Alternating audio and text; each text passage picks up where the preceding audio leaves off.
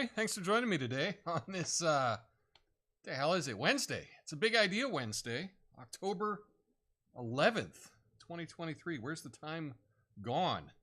But ladies and gentlemen, today we're going to do a deep dive on a topic that affects not just our finances, but also our everyday decision making, the sunk cost fallacy.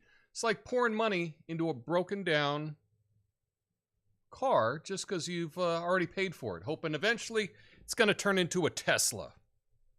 Nah, spoiler, it won't.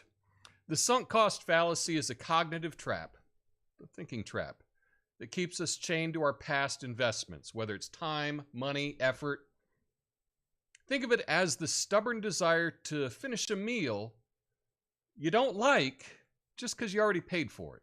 But as any rational person would tell you, it's better to walk away from the table. You see, this fallacy sneaks into our lives. It's the gym membership you never use, but you keep paying for it because you've invested in it. In business, the sunk cost fallacy can be an anchor that sinks your ship. You've already invested a boatload of money into a failing project, and instead of cutting your losses, you decide to throw more money at it, hoping it'll magically turn profitable. But folks, that's not investment. That's just being financially stubborn.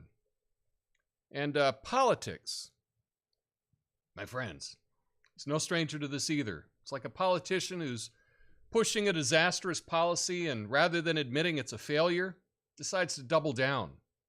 It's as if they're saying, hey, I'm already waist deep in quicksand. Why not dive in head first? But quicksand doesn't magically turn into a tropical beach just because you're determined, right? So let's be real. The sunk cost fallacy is a sneaky bandit that robs us of our rational decision making. Instead of throwing more money, time, and effort into something that's lost, it's time to admit that it's time to fold them. Recognize that a bad investment doesn't become good if you put more money into it. It's pouring good resources after bad. So remember, whether it's a bad movie, a doomed relationship, a failing business, or a misguided policy, don't be a victim of the sunk cost fallacy. Cut your losses and make room for something better. Because life's too short to keep watching sequels that were never worth the ticket price in the first place. My name's Tom Coffey. This is the Coffee Nuance Show. Best censored commentary news show live right now. Flame on.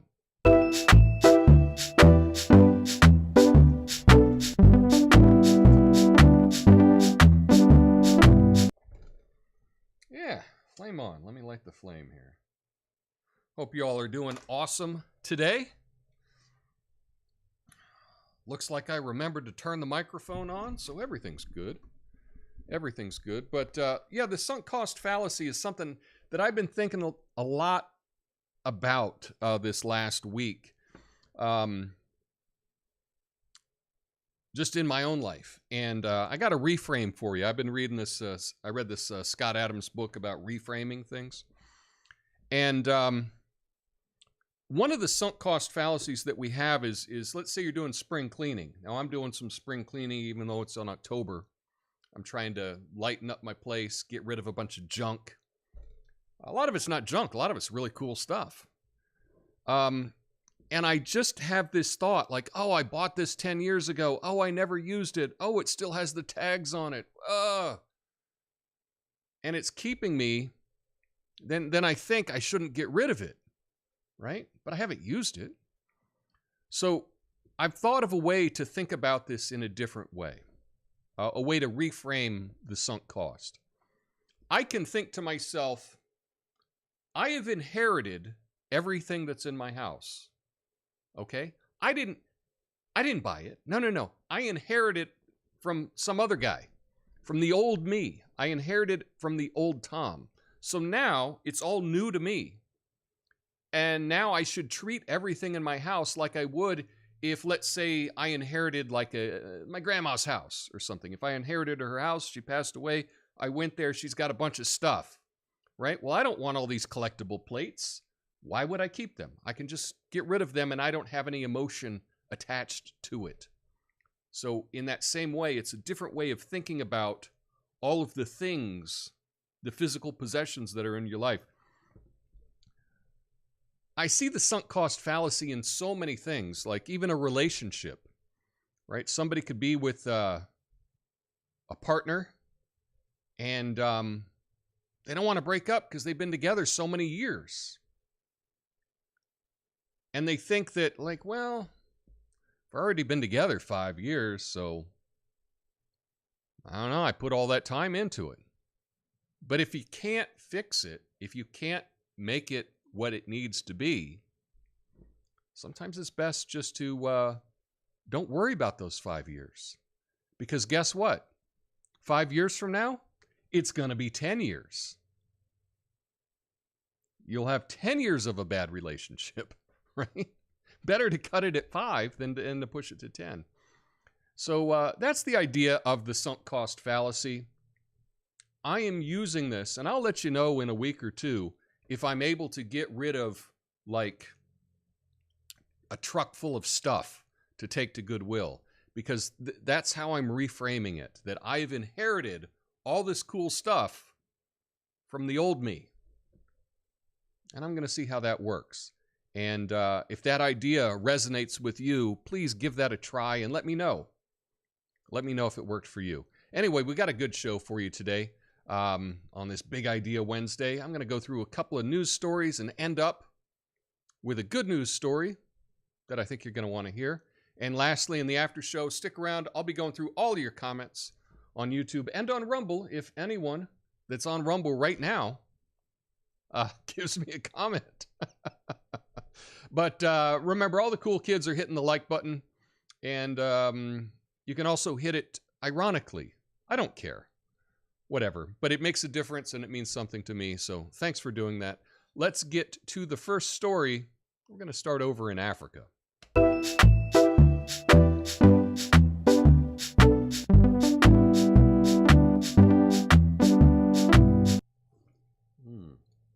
Yeah, you know, folks, they say the United States has officially declared the coup in Niger a coup d'etat. Well, I got to hand it to our government. They really know how to state the obvious, right? Next thing you're going to tell us is that coffee is hot and water is wet, right? At least they're not using some double speak and calling it a militant makeover. So here's the story. The United States has officially labeled the removal of Niger's democratically elected president as a coup d'etat, leading to the suspension of counterterrorism aid and military training that the U.S. has been doing. The U.S. has delayed this decision due to Niger's significance in counterterrorism efforts. While some troops have been pulled out, they still monitor broadly security threats. The focus is now on how to pragmatically handle the situation and protect mutual interests.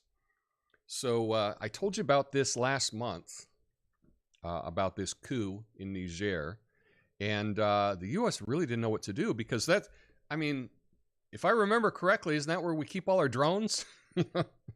Over in that part of the world, we keep them all in Niger, right? Well, we need a place to store our drones. Yeah, now it's official. It's actually a coup d'etat. I mean, it only took them a couple weeks to figure it out. And even if you're not up on, African politics, I'm not either. But I think that it's important just to touch on a story like this, just to be aware of it.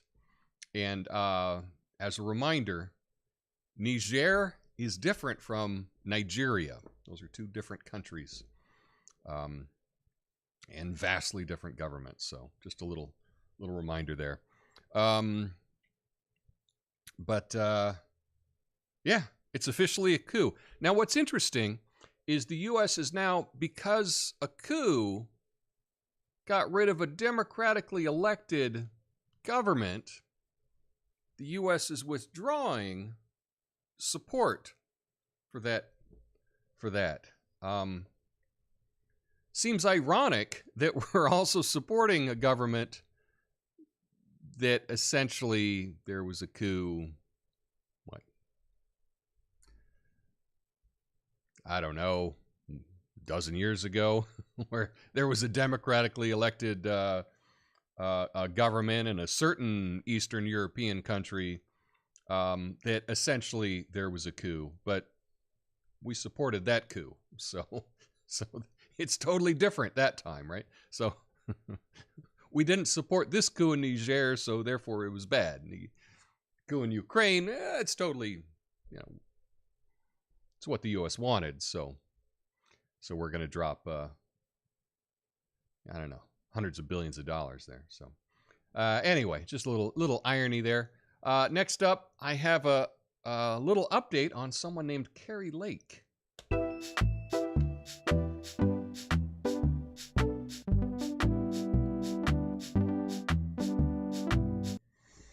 Yeah, folks, Kari Lake is trying to soften her image and appeal to a wider audience.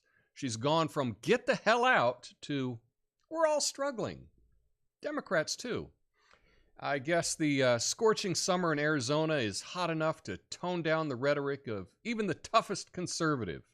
So here's the story. Republican Kari Lake launched her Senate campaign focusing on issues like inflation and the border crisis while downplaying election fraud claims. She adopted a more conciliatory tone toward Biden supporters, but still embraced Trump's endorsement.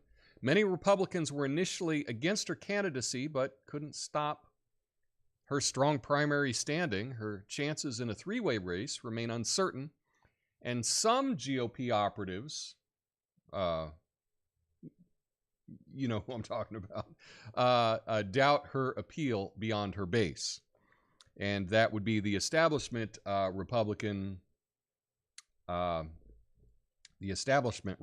there in Arizona that were never a big fan of Kari Lake. But now she's running for Senate. She made her big announcement, and I think it's exciting. I do think that it is exciting. One thing about Kari Lake, I do think that she can be a bit abrasive, and she turns a lot of people off with the way that she talks. However, I am glad that she has stood up and has challenged so many of the irregularities that happened on Election Day a couple years ago. And she's fought them in the courts. And that's an important thing to do. Often when there are claims of some shenanigans in elections, politicians may raise money and say, I'm going to fight this, and then they don't. If you remember Jill Stein, right? She said that there were some shenanigans when she ran for president, and she raised a bunch of money that she was going to fight it all out in the courts to see what really happened, and then I don't know what happened. Did we ever get an update from that? No.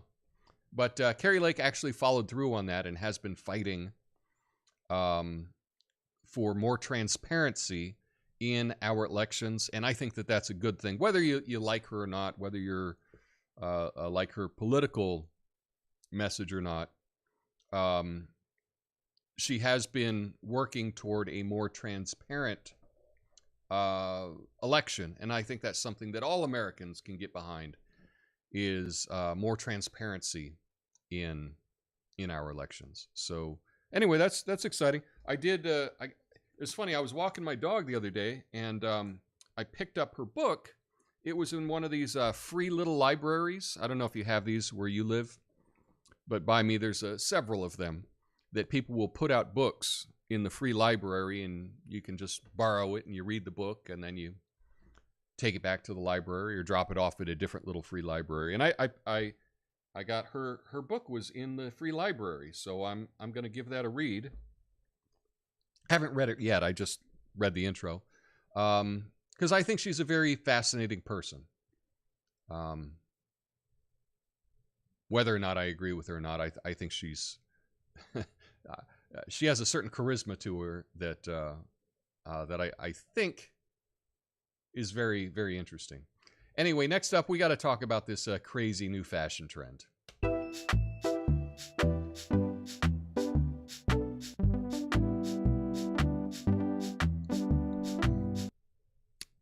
Folks, it's funny how ski masks have become all the rage now. They used to be for bank robbers, but now they're the must-have accessory for your everyday fashion-forward criminal. Just kidding. Anyway, ski masks are gaining social acceptance due to COVID, and they've also been associated with criminal activity. So some politicians are pushing for bans in public spaces, while critics argue it might unfairly affect black teens who wear them as a fashion statement. The masks originated from the drill rap scene, and some individuals use them for non-criminal reasons. However, anti-violence activists are concerned that they might encourage illegal behavior, and there's a debate about whether ski masks are linked to criminal culture or black culture. So that's the story there. This picture is actually, can you guess who this is wearing the Chanel balaclava? That's the name for the mask with just the eyes and the mouth cut out is the balaclava. That's Justin Bieber, and that's from his Instagram account last year. And when I say this is like a breaking fashion trend, it's been a trend for a couple years. But we've seen more and more of it recently. But yeah, that's Justin Bieber there wearing probably a $500 balaclava with a Chanel logo on the top. And unfortunately, we've seen a lot of these kind of flash robs, right? These flash mobs that go in and rip off retail stores, that a lot of the kids are wearing the ski masks, the black ski masks, and as a way not to be identified. And I tell you what, you know, it's probably a pretty good idea if you're going to rob a place to not be identified. Yeah, be better not to rob a place. You know, that would be my suggestion. But, you know, some people are, they're defending this by saying, how can you attack this? This is a fashion. And if you have a problem with ski masks, you're some crazy racist. Because black kids like the ski mask, and lots of rappers are wearing them. I know that one of the rappers that kind of popularized it is a guy named Pooh Shiesty, which is a crazy name. So I think they've called them Shiesty masks as well, which is funny because that's German for shitty, right? But anyway, you know, it's semi-controversial, I guess. I've seen signs for people to not wear masks when they enter retail stores, in the bank, and in the grocery stores. They ask you to not wear that. Going into 7-Elevens and whatnot, please take your hood down. And yeah, it's probably a good thing. Probably a good thing. But it is interesting that it's hard to say there's a problem with it if all of these designers are putting out, you know, fancy balaclavas, you know, for hundreds of dollars. But I guess there's a place for that. And probably walking around in public wearing a balaclava, especially if it's not below freezing, it's scary. It's scary to see, you know, if you were to see a group of teenagers all wearing ski masks walking toward you. If they're wearing ski masks, I guess it'd be hard to be identify even if they were teenagers or you know, what their racial background is or anything. But just seeing a group of people wearing ski masks walking toward you during the day, especially if it's like 70 degrees, that's kind of scary. And they may just be doing it because it's a cultural thing, or it's a trend, being fashionable or whatever. I'd cross the street. I would, definitely.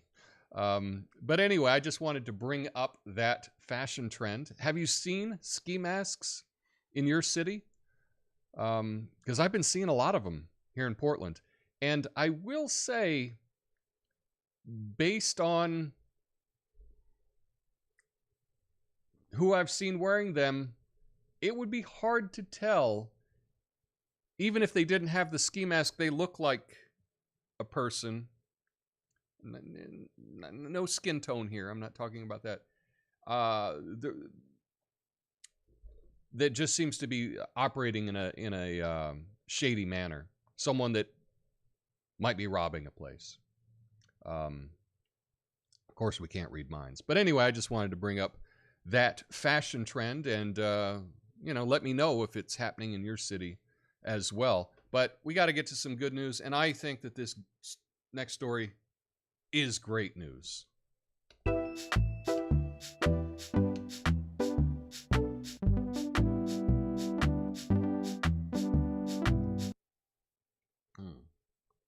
We're living in a world where people can't agree on anything, right? And hey, I've got a solution. We all just need to attend more classical musical concerts. That's right, folks. The secret to world peace is sitting in a symphony hall. Picture this, the world leaders at the UN, instead of arguing, they're swaying to the soothing sounds of Mozart. Maybe they can make Beethoven's Ode to Joy could replace the national anthem. And just like that, we're all in harmony. And I'm not just talking about music. So there was a study conducted by Professor Wolfgang Sacher and colleagues at the University of Bern in Switzerland, involving 132 participants, that listening to classical music found that the perfect synchronicity of a classical symphony can synchronize the movement, heartbeat, breathing rate, and even electrical conductivity of skin among the audience members. The research focused on 3 classical pieces and noted significant synchronization in these physiological responses, with the highest level of synchronization observed in breathing rate. The study also linked certain personality traits such as agreeableness and openness to a higher likelihood of synchronization. That's one of the big 5 traits, is openness or agreeableness, right? The study highlights the power of music and connect and synchronize individuals in a concert setting, shedding light on the psychological and physiological effects of music on listeners. So often, you go to a concert and you just kind of feel at one with the people that you're there. And I'm not necessarily talking about classical music, but that's what this study was based on. But how incredible is that they measure the breathing rates of people at a concert, and they all become synchronized in their breathing rates. They're all breathing at the same rate when they're watching this concert, and in a way, feeling more in harmony with the group. That's pretty incredible. And I think about it, I teach group fitness exercise classes. And so I have music playing, and we're doing a synchronized dance for cardio. And there is something powerful about doing things in sync with other people. But in this case, it's just listening to the music. People are becoming more and more in sync with the people around them. And that may give them a feeling of togetherness, being at one. All kinds of positive things can come from this. Now, I know it's just a study. Most studies can't be duplicated, and who knows if it's true or not. But it's an interesting idea to think about. And you can even use this as an excuse, right? You can take your family to the symphony. And they're like, Dad, I don't want to go to the symphony. And it's like, well, no. We're doing this as an experiment to see if the symphony can put us all in sync with each other. I think it's a real positive thing to think about, something to try. I just think it's a really interesting idea. And it does, if it turns out that this is true, this could be a way to get people to get along more. And it really does show the power of music. I think that music is very powerful, and this is just an example of it. I don't know if we can read too much into it, but I read the article, and I thought it was really interesting. I wanted to share it with you today. So thanks for sticking around and listening to the good news of the day. Stick around after I hit the music. I'll be back and I'll be reading all of your comments. And I will be back on Friday, this Friday, a Fact Check Friday. And so I'll see you then. Peace.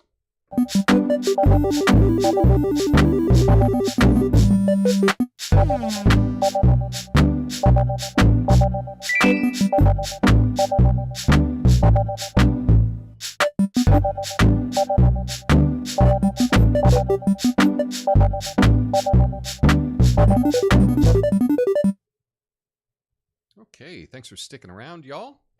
Apothecary John, first one in the chat, and he's asking, where the hell is Lucid? I guess Lucid was not here on Monday. What's up with that? But here he is, Lucid Moments of Reality. Says, I'm right here, John.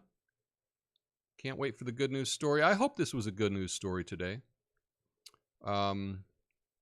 Anyway, cool kids, always leave a like in the stream. That's right, I appreciate that. Thanks for doing that. It says, hey, I resemble that car remark.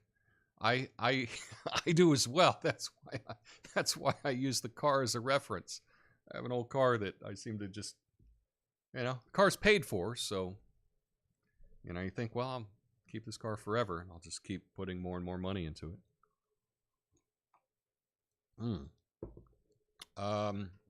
Says, I've become emotionally invested in this channel, Tom. Well, that's good. That's good. I hope that you get good things out of watching this show. I know that I get good things out of your comments, so I hope it can be reciprocal like that. Lucid says, I got all my mom's stuff when she passed. It looks like her condo in here now. So that was really the idea. I mean, I've been dealing with stuff. I just kind of, I think over the COVID lockdown, I just acquired more stuff, and it's all good stuff. It's all cool. But it's too much, right? And I found I had a really tough time just being like, oh, I bought this. Oh, I spent so much money on this thing, and I haven't used it. And I had an intention of using it for this other thing. And that wasn't working for me. That way of thinking was not working for me. And I recognized that that's the sunk cost fallacy. Often people get into things because it's what they are. So, for example, I think a lot of people that become a psychologist or a psychiatrist, they do it because they need psychiatry, or they need counseling themselves, and so they get into counseling, right? And in many ways, the big ideas that I bring up often on this channel, I bring them up because they affect me. This one totally affects me. But I thought of, like, if I were just to inherit everything, and I've inherited it from, like, the old guy Tom, that now I don't have to worry about how much I spent on it or how long I've had it, or, oh, I've had this for 10 years and I haven't used it, or, I still have some jeans that I bought a long time ago because I almost fit into them, and I still don't fit into them. And it's like, I think they still have the tags on them. And it may have been a decade now. Ah, man, let it go. Let it go.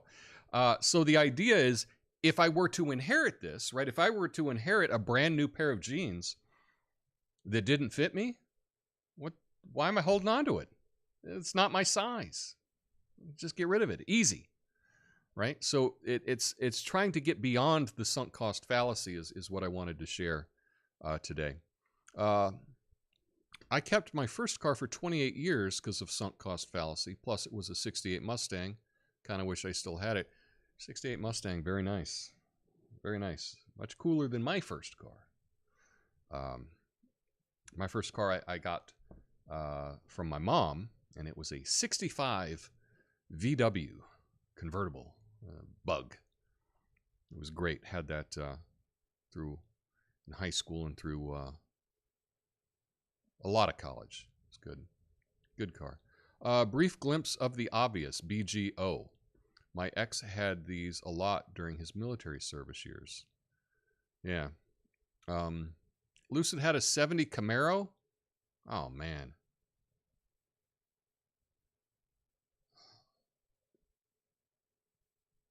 Says, out here in Tennessee from Oceanside, California with a surfboard on top in 93. Wish I'd kept it. Well, the thing is, the great thing about today is, you know what? You let something out that you're not using and you make room for something even cooler. So that's the idea. You got a bookcase full of stuff. Get rid of the bookcase. Make room on your bookshelves for cooler stuff that you're actually going to use. That's a way.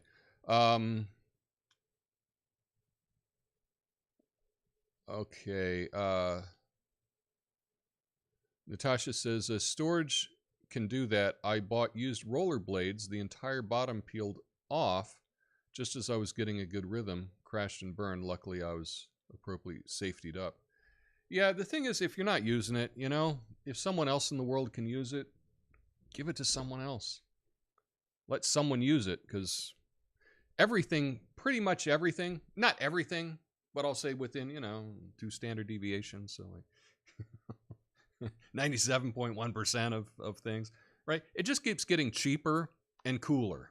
Everything gets cheaper and cooler. You have a spatula that you bought 10 years ago. Well, guess what? That spatula is probably cheaper now, and it's probably cooler. So, yeah, let it go. Let's see. Is that a Gucci ski mask? Oh yeah, that ski mask, that was actually Chanel, right? Coco Chanel. But there are Gucci balaclavas and Chanel and Fendi and Balenciaga and Louis Vuitton makes one as well. Crazy. But that's, you know, that's kind of what fashion does. You know, something becomes fashionable, and then all the brands have to do it as well.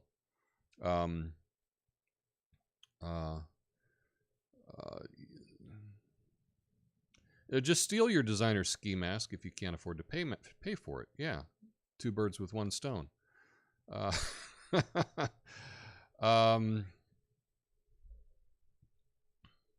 I've not seen ski masks where I live, Tom, but lots of idiots wearing surgical masks. Well, a lot of people wearing masks here.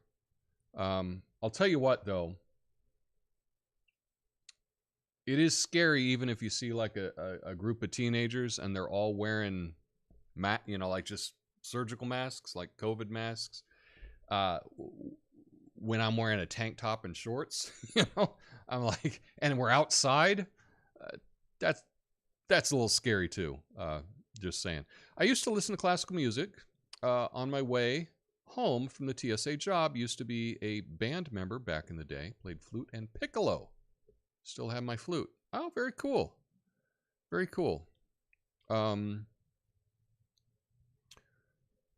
Went to a symphony, then recognized the guest violinist when he was coming through the checkpoint a few weeks later. He seemed surprised that anyone at TSA would be cultured enough to recognize him. Well, that's, you know, it's a small world, and you never know when you're going to run into people that you ran into before. And often, you know, symphonies are they're for everyone, right?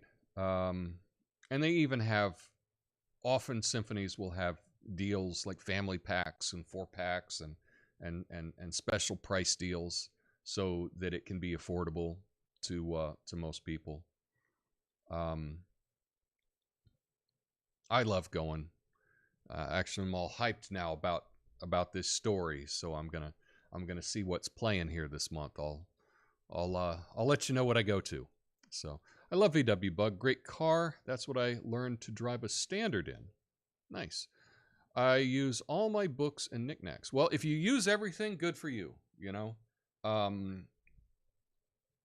I aspire to having an uncluttered place with not extra things.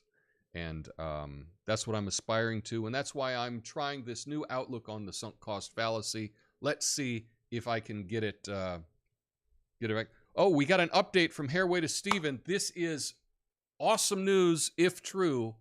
Sri Raka is back in grocery stores.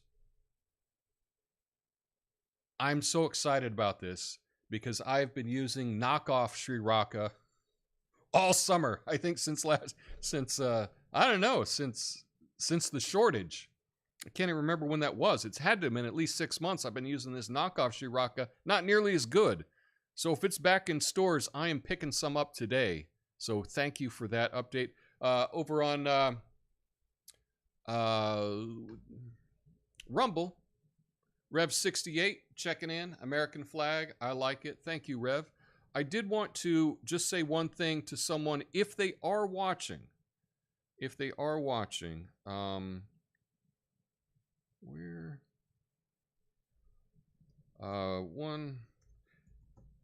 when people, if someone sends me money on PayPal, right, often I will get their real name, their government name, right, and not their chat name. So I'll just say, Miguel hit me up like a week and a half ago with a really nice tip. But I don't know if Miguel is in the chat, but just said lunch and maybe some coffee, peace out. So I just wanted to say extra special thanks for that, Miguel. I appreciate you, and I didn't want to let that go unnoticed.